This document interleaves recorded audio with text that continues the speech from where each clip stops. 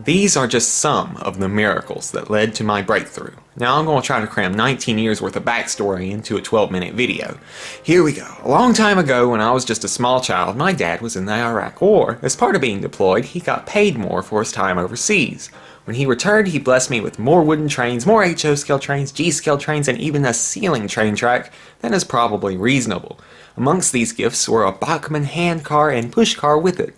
At some point, the figures on the handcar, one of them at least, broke along with the connection to the trailer. I actually liked the cart more than the handcar because I could dress it up like a speeder, and it didn't have a motor, so I could just push it around the track as I wished. A few years later, when some guests were at the house, I occupied myself downstairs by taking apart the handcar down to the last screw. I, of course, lost track of the parts and was never able to put it back together. In 2011, I became bored with just watching trains going by, and there were fewer people videoing trains back then, so my parents bought me a Kodak Easy Share Touch 16 megapixel 720 high definition camera with 5x zoom.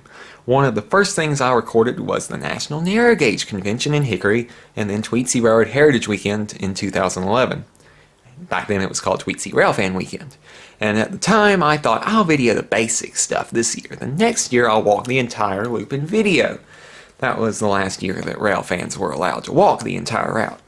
Even though I recorded videos each time I went to Tweetsie, I never uploaded any videos. We went to Florida and visited some zoos, but I never uploaded any videos of that either. Then in October 2012, the Cowboy Sundance, real name Matthew Lucas, began taking fans' cameras during shows. Eventually, on the last Friday they were open, he took mine. Afterwards, when he got back on the train, he told me that video better end up on YouTube. Then we started loading the video, unedited, and it took more than a day to load a 12-minute 720 pixel high-definition video. A few years later, before I turned 15, just before I turned 15, I began to work for my uncles making plastic parts. One of my uncles and my aunt were drag racing and wanted somebody to video their car. I, at the time, said that I couldn't because my camera wasn't good enough, and I didn't have any editing software. In fall 2014, my parents bought a video ripping software that could only record video directly from our TV, but it could edit them too. It was limited because it could only edit video recorded through the television.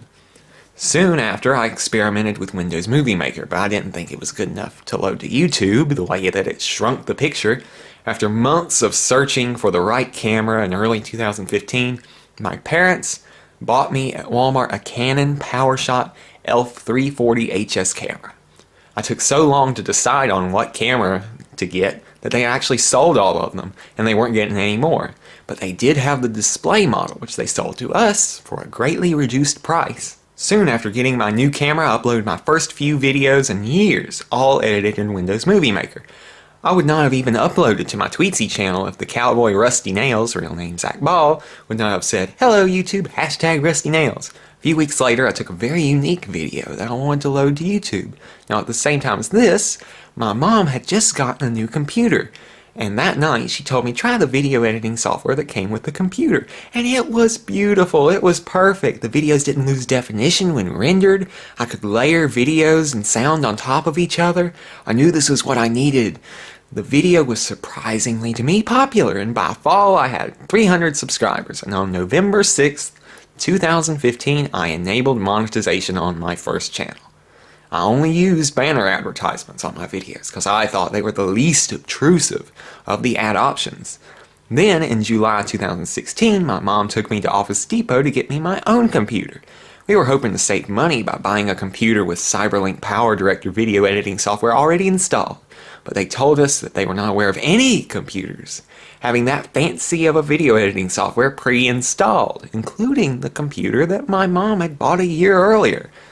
So they bought me a computer, then later a disc with the latest version of video editing software, and I haven't upgraded again since then.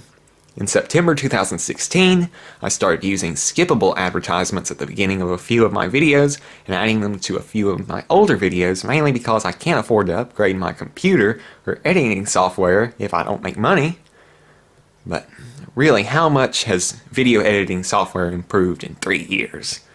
The first train video to have skippable advertisements from the moment it was published was from when I drove all the way up to a railroad when they were not open, hoping to video some behind-the-scenes stuff from the parking lot. And miraculously, I did. I did plan on holding the video back for a little while and publishing it maybe a few years later, a few months later, like the rest of the videos I took on that day. But Crater Films published a video called Behind the Scenes, and it just showed a cow catcher sticking out of a garage door. And I thought to myself, my video was much better than this, so I published the video the next day. Now, since I gambled and drove all the way up there, I thought I should try to break even by monetizing with skippable advertisements. Boy, am I glad I did. Now, at the same time, I kept the date of the video secret as a way of showing goodwill towards the railroad. But it did not matter. I had sinned by recording the practice runs, and then publishing the videos was even worse. The railroad almost certainly did not know about me monetizing the videos, because if they did, I would not be allowed to live a quiet life. Now, no employee or management ever asked me about that day, or said anything about don't publish videos. Just wait a couple years. After making a whole $1 a day for a little while, I decided to monetize 111,000 views late my Big Thomas video. And in March 2017, I made $100 in 1 month on YouTube. At the same time, I was still working for my uncles for I think $6 an hour at the time. I bought a nice camera, a drone, GoPros, and accessories with my money. I started paying for my own gas, and I put all the money back into my new business. And after a while, I had nothing else to buy, so I just saved my money, and saved and saved and saved. I vowed that I would go the entire year of 2018 without buying a new camera. My ad revenue growth had been stagnant since June 2017, so when June 2018 came around, I took some risks. Now, I'm reading this off of my script, that way I can remember to say everything and in the right order.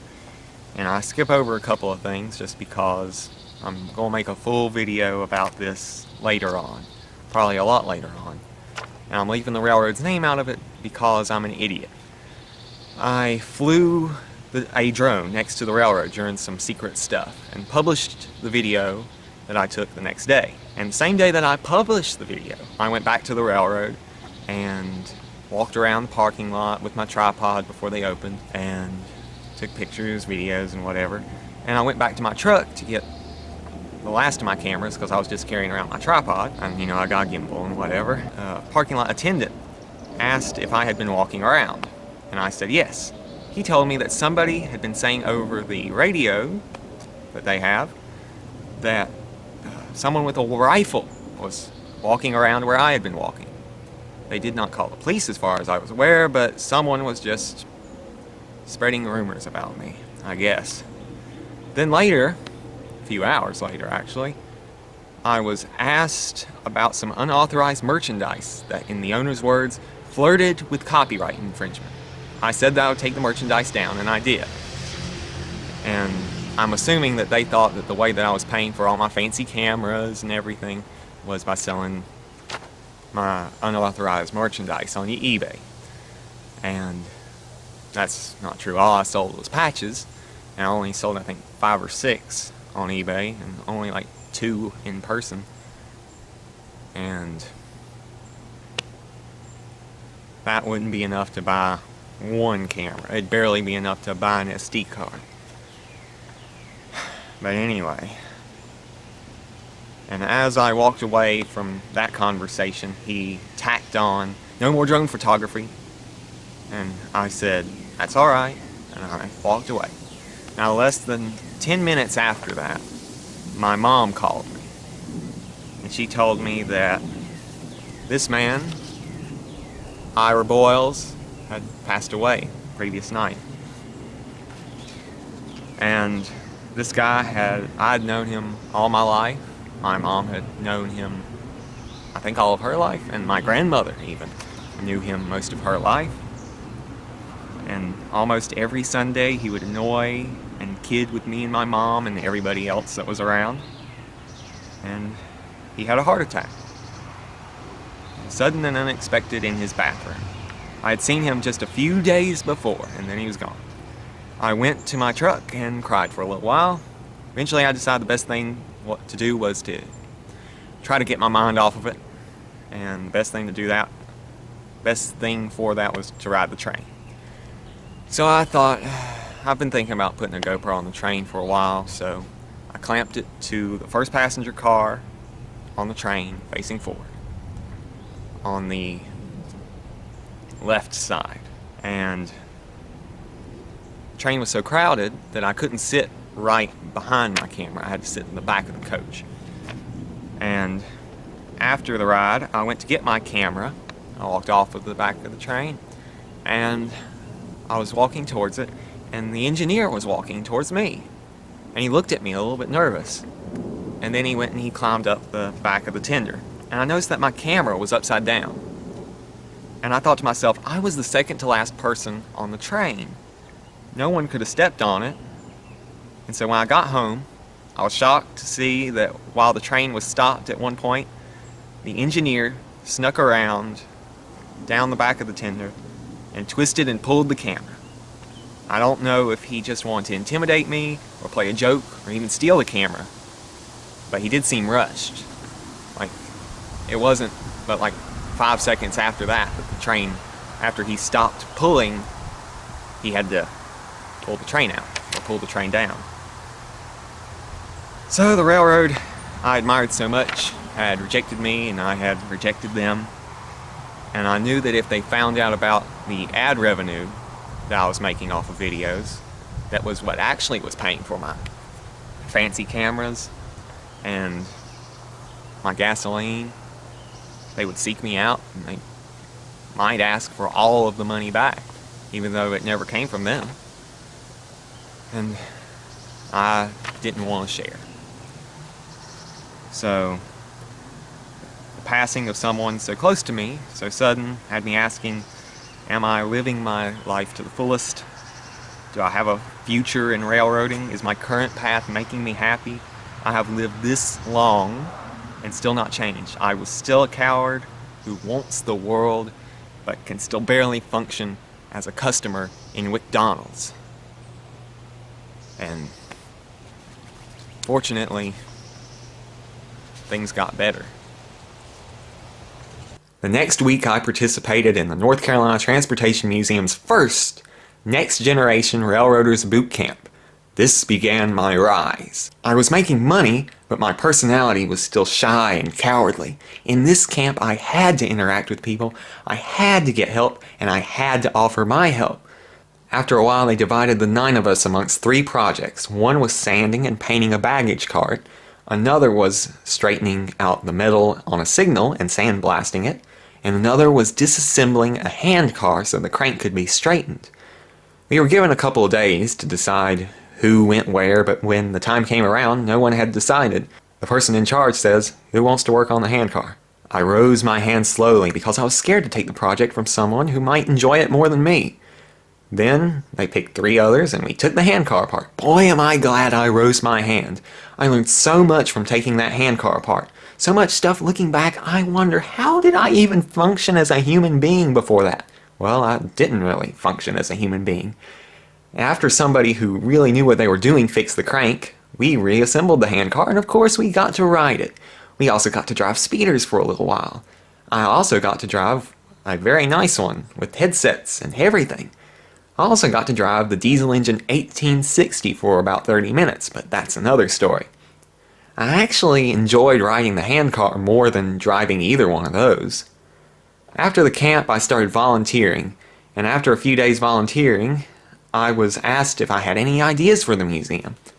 And this was something I didn't expect. Rather than say something expensive and difficult like "fire up the Shay" or something like that, I found inspiration in the camp, and I said, there's a museum in Georgia that has a handcart with a railing around it, and they give rides, and I thought maybe charging for at-the-pump experiences was maybe something that the museum could do, and reducing the risk of injury with the guardrails was a good idea. And they asked me to email some pictures and links to them, so I did. And I assume that one of the many reasons they might not have done it was that adding railing and other stuff would affect the authenticity of the handcar, and it wasn't worth the expense to modify it. Meanwhile, I was still digging out in the woods behind my house, building a path for my future 2-foot gauge train. I decided to fix up my lawnmower so that I could move dirt easier, and I videoed it so I could load my struggle to YouTube. And after fixing my lawnmower, my plan was to buy at great expense some 2-foot gauge railroad equipment to put through the woods and around the pond, and buy these 2 engine hulks off of eBay. But I would edit the videos first and build up my subscriber base before I bought anything. But before I edited the videos, I was blessed with a wonderful new opportunity. A hand car of my own that I could actually afford. An all-metal hand car. A hand car that was perfect to build on top of and make the first of its kind, a pump trolley. And I would call this hand car what it was, a breakthrough.